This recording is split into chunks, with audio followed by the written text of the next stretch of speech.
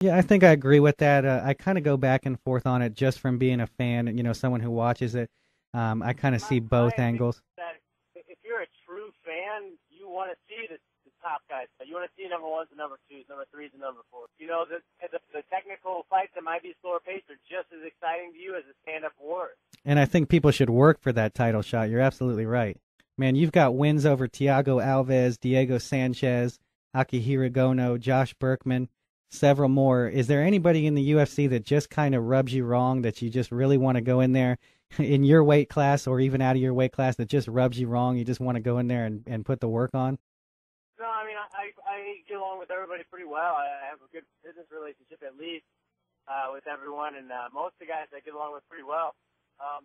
My thing is I'm a fighter. I want to fight the best guys. So if they're a good fighter, I want to fight them. It's not a personal thing, but, it's something about me. It's a challenging thing. It's kind of, I have an English bulldog, and he doesn't have any problems with little tiny dogs around him. But if you bring a Rottweiler around him, he wants to go have a sniff at him. You know what I mean? So, anything comes around bigger than him, or if he hears a garbage truck coming down the street, he's going to throw off after the garbage truck. He doesn't care about the little, Dodge Neon.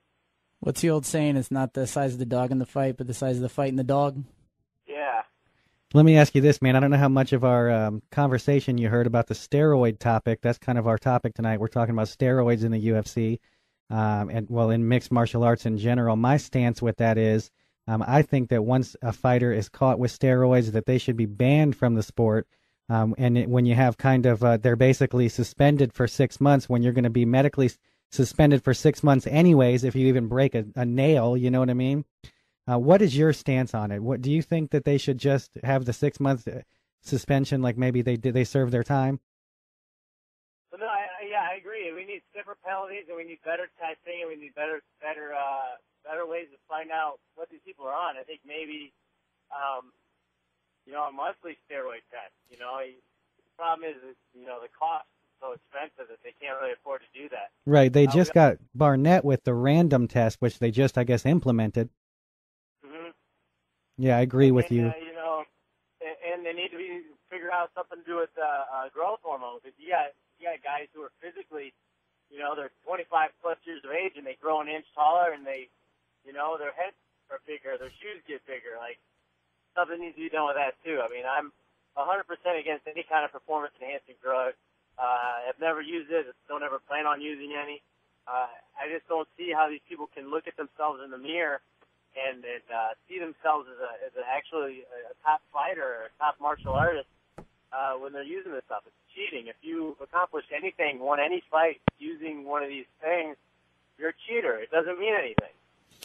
Well, just exactly how prevalent do you think that steroid use is in mixed martial arts right now? I mean, do you think it's rampant? It's running wild? Do you think there's just a select few of people that are doing it? What's your personal opinion? Yeah, I think it's a very select few of people. I think, from my understanding, steroids are expensive, and fighters generally don't make much money. Right.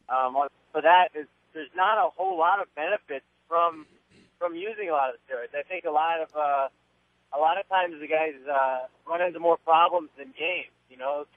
Larger muscle means you need more oxygen to supply to those muscles. That's what I would think.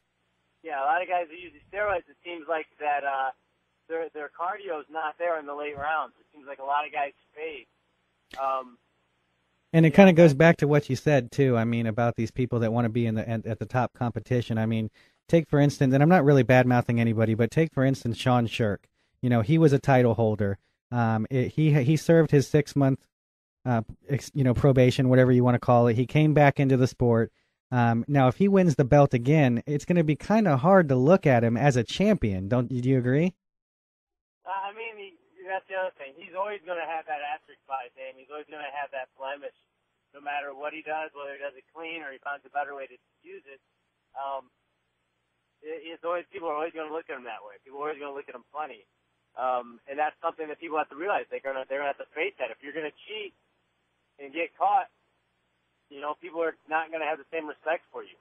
Yeah, I completely agree. I mean, look at Anderson Silva. He's probably revered as the top guy in MMA right now. If Anderson Silva was caught doing steroids, he could serve a 6 month suspension, but then as soon as he comes back, no one's ever going to look at him the same.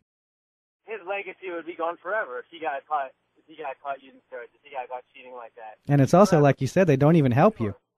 You know, Fedor also. I think if somebody like Fedor got busted, I mean, it's just forever. Everything that those guys had ever done, people would just throw out the window. I wouldn't include them in any of the top pound-for-pound classes. I wouldn't give them as a top fighter or somebody I respect after they've been caught like that. Yeah, me neither. And that's why, I really don't understand, because it seems like Dana White, with the UFC, but I know it's in all the organizations, but it seems like Dana's really trying to have mixed martial arts become a revered sport. So it seems to me like he would just have a stricter policy, and if someone was caught using steroids, they would be banned from the UFC, or if not banned, at least some form of punishment. Yeah, I mean, because how it is, UFC has no policy towards people who are caught with controlled substances. That's strictly the athletic commission where the fight happens. Gotcha. They have full responsibility for punishments and taking care of those fighters in those situations. So let me ask you, man. I saw you on MythBusters not too long ago. That was pretty awesome. Did you? I didn't actually get to see the end of it. Did you get to actually punch your way out of a coffin? Well, I didn't actually get a temp tap. They just used my pounds per square inch, whatever, on a robot they built. Oh, okay. They discovered that you could probably punch through the coffin, but you'd be crushed by the dirt. There's no way you could. Yeah, they were trying to do the Kill Bill thing, huh? Yeah. So part of the myth was true. You could punch your way out of the coffin, but there's no way that you could make it out of that dirt. And I did see the beginning of it though, and when you were warming up there, when they had you in the gym, it looked like I saw Josh Thompson run by in the background. Was that him? Probably. We've got a full crew of knuckleheads in there, always around making noise. All right, man. We're going to take a break real quick on the Ultimate Fight Show. We'll be right back with John Fitch. It's on 740 The Game. Get off the bench and call now. 407-916-8255 or 1-800-729-TALK.